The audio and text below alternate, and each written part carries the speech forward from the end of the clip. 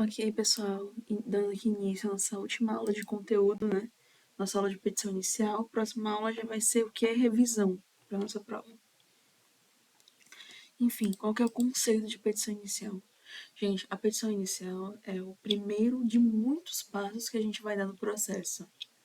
Imagine que o processo como um todo ele é uma caminhada. Enfim, então a petição inicial é o primeiro passo que a gente vai dar.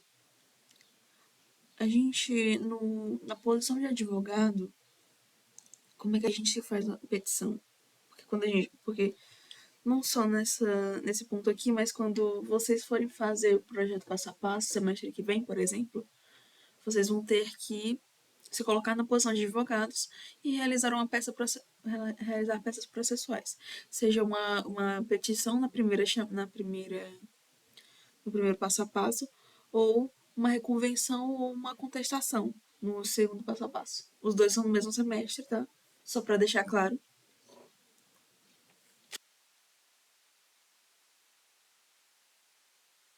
Enfim. Mas o que acontece? O nosso cliente, ele chega na gente, fala, então, tô com esse problema aqui, tá acontecendo isso, o meu direito tal foi violado, essas coisas. Eu queria saber como eu posso proceder. Aí a gente, advogado, vai traduzir o problema do nosso cliente para uma peça processual, para um documento jurídico que vai ser apreciado pelo magistrado. Enfim, esse nosso documento jurídico, essa nossa peça, ela tem que cumprir alguns requisitos. E são eles aqui, ó. Estão todos listados no artigo 319. E ela diz aqui: a petição inicial indicará, inciso primeiro, o juízo a que é dirigida, juízo e não juiz, tá? Porque a gente não dirige a uma pessoa em específico, a gente dirige a um órgão. Inciso segundo, os nomes e os prenomes, o estado civil, a existência de união estável, porque tem pontos importantes em relação a casamento e união estável. A profissão, o número de inscrição do cadastro de pessoas físicas no Cadastro Nacional da Pessoa Jurídica. O endereço eletrônico, no caso, seria, por exemplo, o e-mail. O domicílio e a residência do autor e do réu. A gente tem o fato e os fundamentos jurídicos do pedido.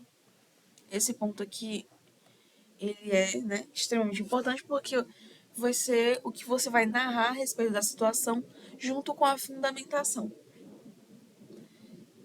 Inclusive, numa, a gente é sempre bom a gente não se reduzir somente aos artigos do CPC ou do Código Civil, por exemplo. O interessante é que a gente tenha alguma súmula, que a gente tenha alguma jurisprudência, algum precedente, alguma doutrina para fortificar ainda mais a nossa fundamentação.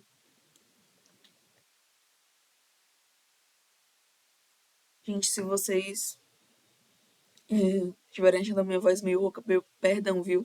Estou um pouquinho gripada. Enfim. Aí o inciso quarto. O pedido com as suas especificações. E importantíssimo, né? A gente tem que falar o que, que a gente quer e nas proporções que a gente quer. Dessa forma, assim, para ficar mais tranquilo. Sempre lembrem de pedir tudo bem especificadinho. O valor da causa, né? Que é importantíssimo. Porque o valor da causa, ele é por exemplo, numa ação de danos morais. É claro que tem o valor do pagamento a ser realizado, mas também tem o valor dos honorários advocatícios. Tem algumas questões das custas processuais que são importantes para a gente também. Enfim, as provas com que o autor pretende demonstrar a verdade dos fatos alegados. Provas, né, pessoal, são importantíssimas. Eu acho que eu não preciso nem ressaltar esse ponto. Mas, né.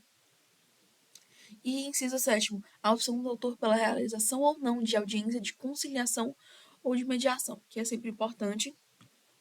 Inclusive, não sei se vocês se lembram, se uma pessoa não quiser, se uma das partes não quiser ir para uma audiência de mediação ou conciliação, mas a outra falar que quer, então elas vão acabar indo, de qualquer forma.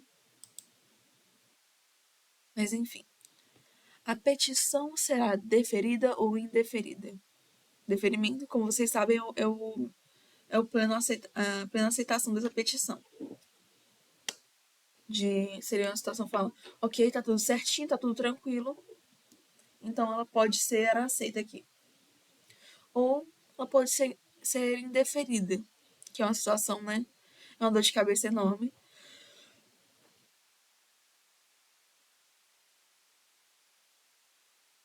Os casos de indeferimento, a gente tem essas situações aqui, ó.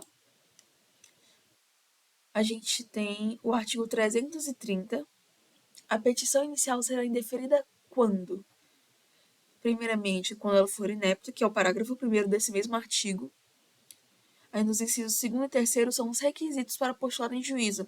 A questão de a parte ser manifestamente ilegítima e o autor carecer de interesse processual. Ou seja, o juiz vai chegar lá, ele vai verificar essa falta desses dois requisitos, que ela, uma parte é manifestamente ilegítima ou que o autor não tem interesse processual. Pode ser só um ou os dois. E a gente tem não atendidas as prescrições do artigo 106 e 321. Isso a gente vai ver nos slides futuros, tá? A gente já sabe que são esses dois e a gente vai trabalhar esses outros dois agora, começando pela inépcia. Considera-se inepta a petição inicial quando, inciso 1º, lhe faltar pedido ou causa de pedir. Faltou justamente um dos pontos mais importantes, um requisito importantíssimo do 319, aqui ó. Faltou o pedido com suas especificações e a causa de pedir, que é o fato e os fundamentos jurídicos. É o motivo lá pelo qual você está pedindo. Porque não basta você trazer uma situação fática, você tem que fundamentá-la. De acordo com o nosso CPC,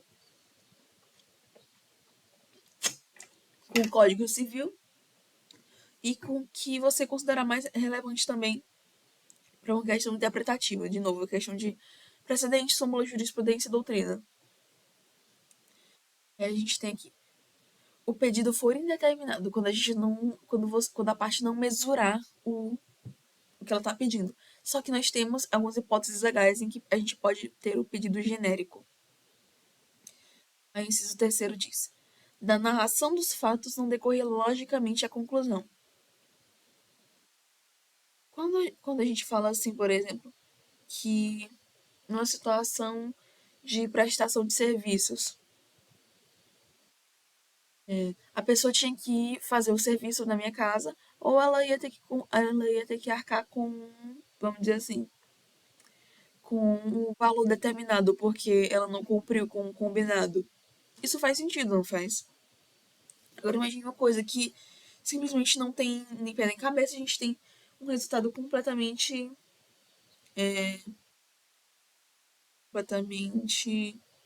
sem sentido para toda a narração da situação. Você tava tudo certo lá, aí chegou na conclusão e deu tudo errado, deu uma coisa, tinha coisa completamente nada a ver. E contiver pedidos incompatíveis entre si. Que você vai lá, pede uma coisa, aí depois você pede uma coisa completamente diferente. Por exemplo, em uma situação de pedidos alternativos, em que você pede uma coisa ou outra, aí o devedor ele pode quitar sua dívida dessa forma ou dessa outra forma. E aí você vai lá e aí você pede as duas ao mesmo tempo. Por exemplo, próximo aqui, o artigo 106, que diz aqui: quando postular em causa própria, incumbe ao advogado. É uma questão, né, do advogado do trabalhando por conta própria ali no processo. Decidiu fazer, decidiu não constituir advogado, né? Um outro advogado decidiu fazer por conta própria, sozinho. Então a gente pressupõe, então assim, no processo mesmo que a pessoa seja advogada, a gente não pressupõe que ela atue necessariamente em causa própria, tá? A gente tem aqui inciso primeiro. Declarar na petição inicial ou na contestação o endereço e seu número de inscrição na Ordem dos Advogados do Brasil, e o nome da sociedade de advogados da qual participa, para o recebimento de intimações. Inciso segundo, comunicar ao juízo qualquer mudança de endereço. Parágrafo 1º. Se o advogado descumprir o disposto no inciso 1º, o juiz ordenará que se supra a omissão, no prazo de 5 dias antes de determinar a citação do réu, sob pena de indeferimento da petição. Aqui o parágrafo 2º diz: se o advogado infringir o previsto no inciso 2º, serão consideradas válidas as intimações enviadas por carta registrada ou meio eletrônico ao endereço constante nos autos. E agora a gente vai para a questão de emenda. Artigo 321. O juiz, ao verificar que a petição inicial não preenche os requisitos dos artigos 319 e 320, o que apresenta defeitos e irregularidades capazes de dificultar o julgamento de mérito, determinará que o autor, no prazo de 15 dias, a emende ou a complete, indicando com precisão o que deve ser corrigido ou completado.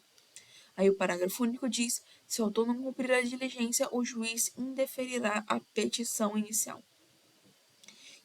Só um adendo, que esse artigo 320, ele fala da falta de algumas informações, mas que elas podem ser supridas por pedindo ao magistrado que ele consiga essas informações, uma diligência para que a gente consiga outras informações, porque tem casos em que nós não temos o nome completo da pessoa, nós não temos o CPF da pessoa, que são informações importantíssimas, mas nem todo mundo tem o acesso a essas informações. Então vão haver situações em que a gente vai precisar pedir ao magistrado para conseguir essas informações, tá? E aqui os casos de improcedência liminar do pedido. Artigo 332. Nas causas que dispensam a fase instrutória, o juiz, independentemente da citação do réu, julgará liminarmente improcedente o pedido que contrariar. Só lembrando, gente, fase instrutória é a fase destinada à colheita das provas, colheita e produção das provas. É aqui, liminarmente improcedente o pedido que contrariar. O enunciado de súmula do STF ou do STJ. Acórdão proferido pelo STF ou pelo STJ em julgamento de recursos repetitivos. Entendimento firmado em incidente de resolução de demandas repetitivas ou de assunção de competência. E enunciado de súmula de TJ sobre o direito local. Nós temos aqui o parágrafo 1º. O juiz também poderá julgar liminarmente improcedente o pedido se verificar, desde logo, a ocorrência de decadência ou de prescrição. Isso daqui, gente, são situações de questões interpretativas do direito. Porque se o tribunal, ele entende, aquele tribunal em questão, ele entende que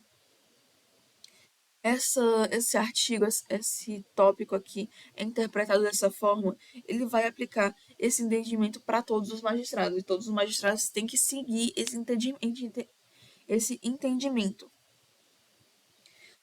Ele vai simplesmente, o juiz vai julgar liminarmente improcedente esse pedido e do que contrariar qualquer um desses pontos. Por quê?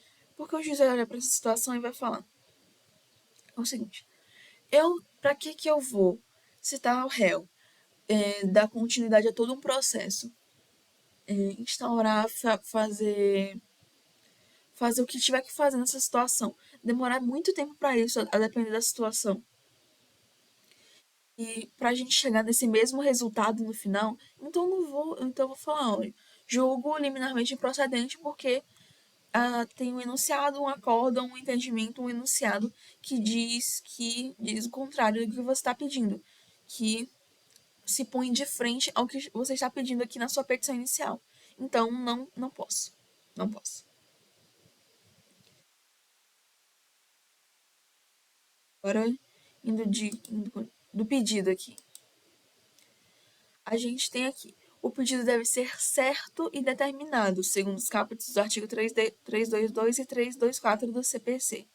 Gente, certo é aquilo que está expresso e determinado é aquela questão de quantidade e qualidade do que a gente está pedindo.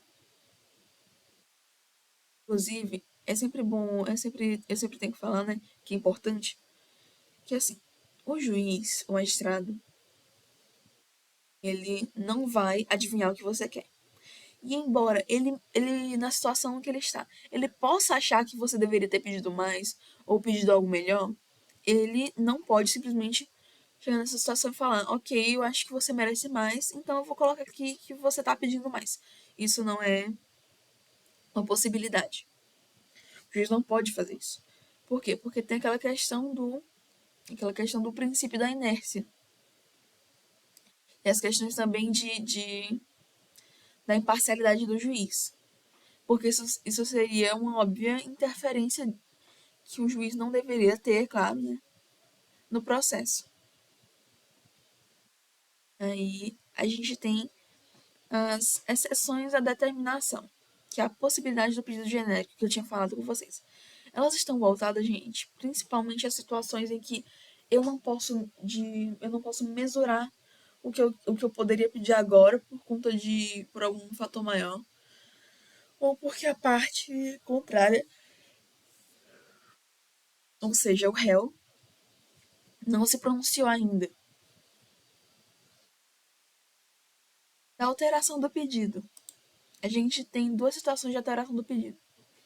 O autor pode alterar até a citação, aditar ou alterar o pedido ou a causa de pedir, independentemente do consentimento do réu, que convenhamos, é citação, né? Antes do réu chegar ao processo, vamos dizer assim, né? Antes do réu estar ciente.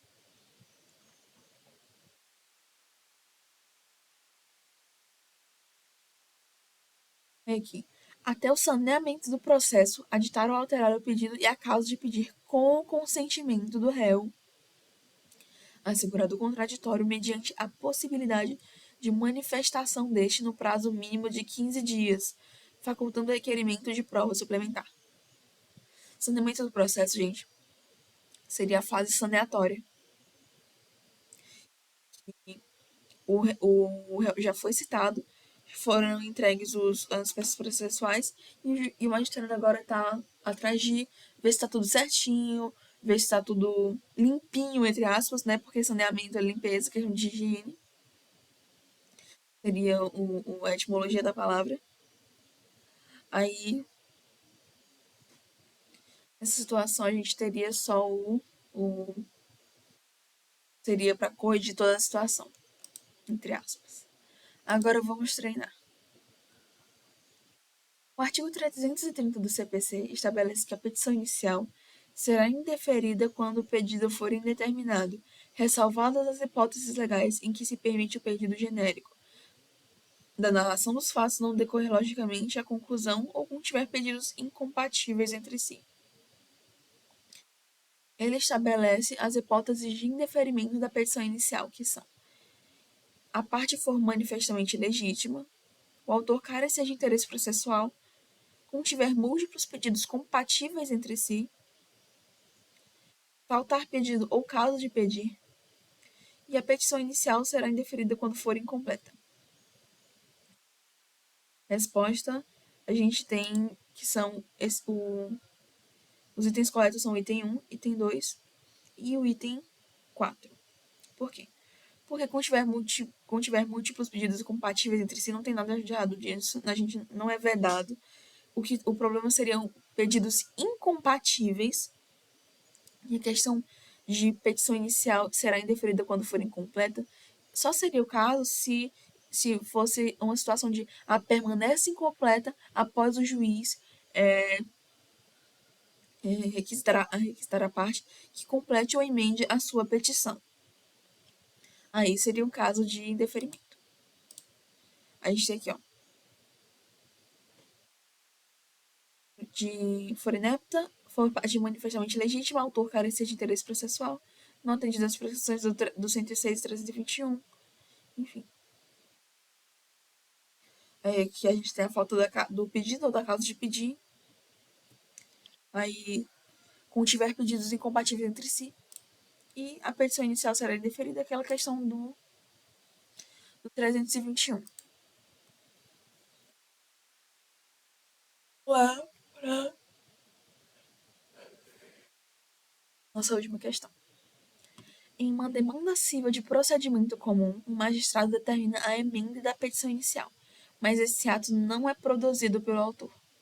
Nesse caso, o magistrado, item A, extinguirá o processo sem julgamento do mérito, extinguirá o processo com julgamento do mérito, item C, realizará um julgamento de improcedência liminar do pedido, item D, procederá ao saneamento do feito, e item E, dará prosseguimento ao procedimento, com a designação de audiência de conciliação e mediação. Gente, aqui é o item A. Extinguirá o processo sem julgamento de mérito. A gente tem aqui o 321.